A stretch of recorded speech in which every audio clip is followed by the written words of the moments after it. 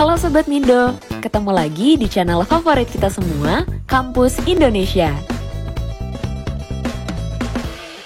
Halo Sobat Mindo, ketemu lagi sama Mindo di channel Kampus Indonesia yang selalu bagi info-info menarik dan bermanfaat.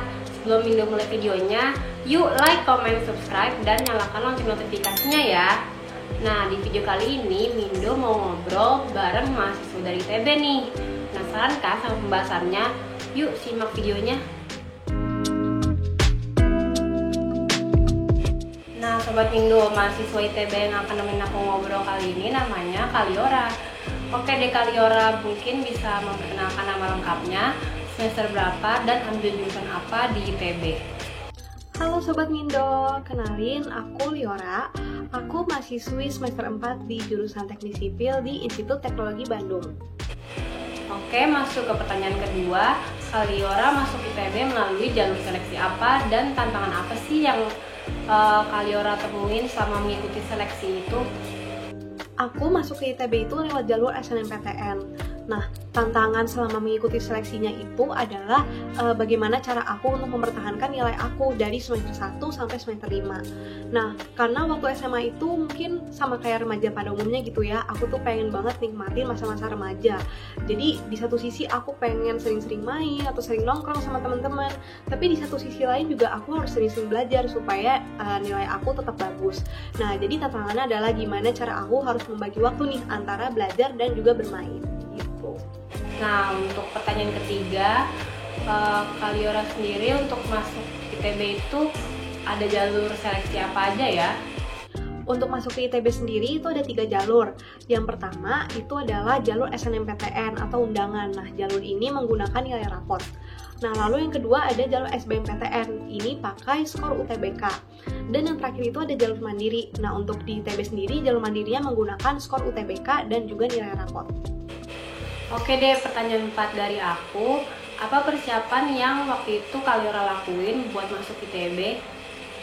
Jadi dari awal SMA itu aku emang pengen banget masuk ke PTN, terutama jalur SNMPTN. Nah, jadi dari kelas 10 itu aku emang mempertahankan nilai aku, tapi gak menutup kemungkinan juga untuk aku mempersiapkan UTBK. Jadi dari dulu aku udah ikut bimbel dan juga sering-sering ikut tryout online. Nah, untuk mempertahankan nilai itu, aku mengusahakan supaya nilai aku tuh tetap stabil, atau kalau bisa itu grafiknya tuh naik ke atas. Nah, kalau dulu sebenarnya aku tuh nggak ikut banyak lomba, aku cuma ikut satu lomba, itu adalah lomba paduan suara internasional. Nah, jadi waktu aku daftar SNMPTN, aku masukin sertifikat juara lomba paduan suara itu ke kolom prestasi. Dan menurut aku sebenarnya sertifikat lomba itu penting banget sih, dan sepertinya tuh ngaruh banget gitu ya ke kelolosan SNMPTN. Dan yang terakhir, aku juga sering-sering konsul. Jadi dari kelas 11 sampai kelas 12 aku sering ke ruang BK untuk konsul. Nah, selain itu aku juga sering minta tolong ke guru BK aku untuk lihat rapot kating-kating aku yang sebelumnya udah lolos nih di jurusan dan univ yang pengen aku tuju. Jadi di situ aku bisa memperkirakan nih apakah aku bisa lolos dengan nilai aku yang seperti ini, atau mungkin gimana sih cara supaya aku bisa lolos, nilai aku harus setinggi apa. Jadi aku sering konsul dan juga sering lihat-lihat nilai cutting aku. Nah, untuk pertanyaan kelimanya, awalnya universitas negeri mana aja yang Kaliora minatin? Nah, sebenarnya aku tuh memang minat ke jurusannya dulu, baru ke univnya.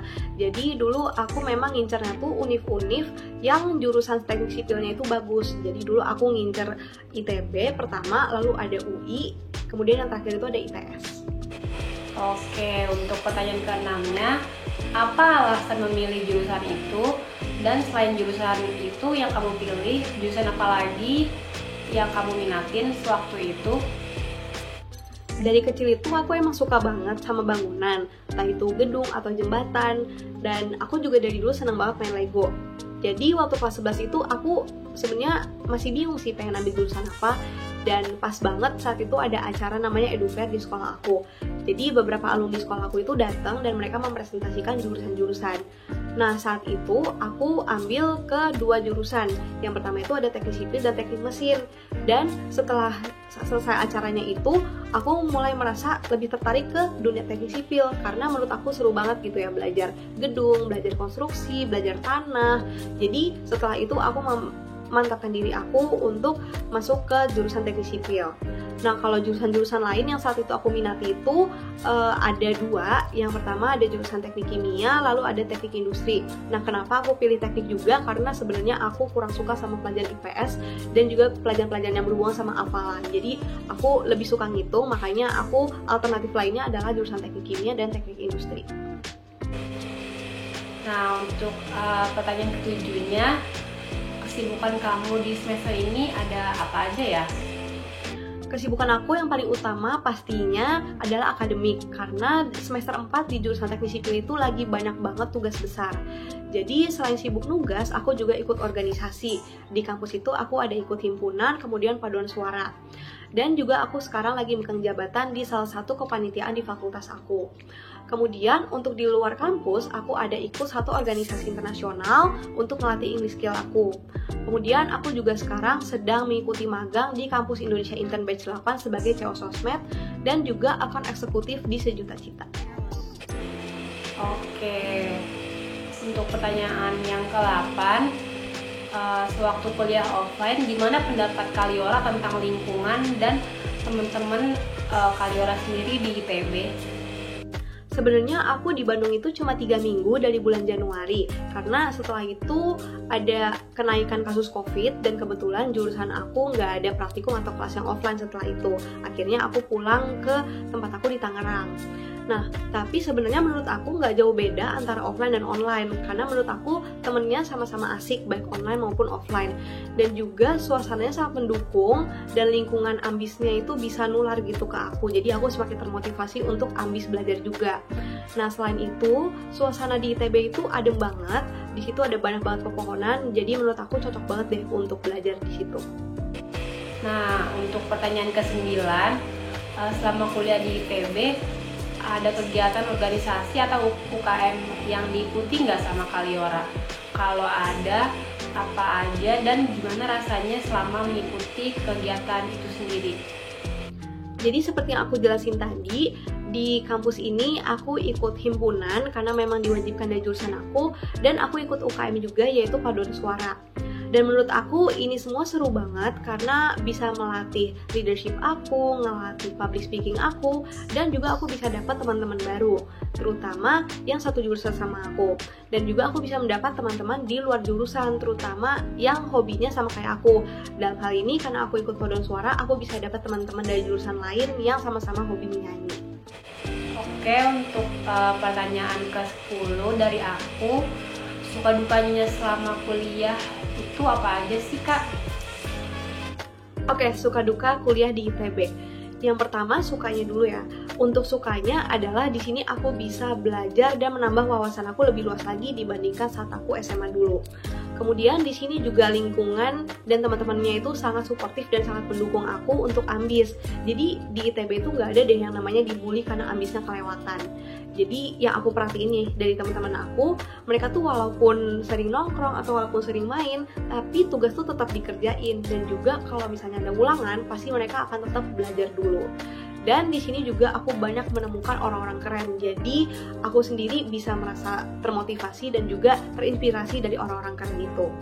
Nah, kemudian kalau untuk dukanya, karena di sini itu banyak banget teman-teman aku yang pinter, yang jenius. Jadi lebih ke tekanan akademik sih, karena aku ngelihat nilai mereka yang bagus-bagus sedangkan nilai aku nggak terlalu bagus, jadi kadang aku sedih gitu. Nah, selain itu juga karena seperti yang tadi aku bilang, di sini ada banyak orang-orang keren dan kadang aku ngerasa insecure gitu karena aku nggak bisa sekeren mereka. Dan yang terakhir itu adalah ekspektasi orang luar yang terlalu tinggi terhadap aku, terutama sebagai anak ITB. Jadi misalnya aku lagi ikut kegiatan di luar kampus nih, kemudian aku memperkenalkan diri kalau aku adalah anak ITB.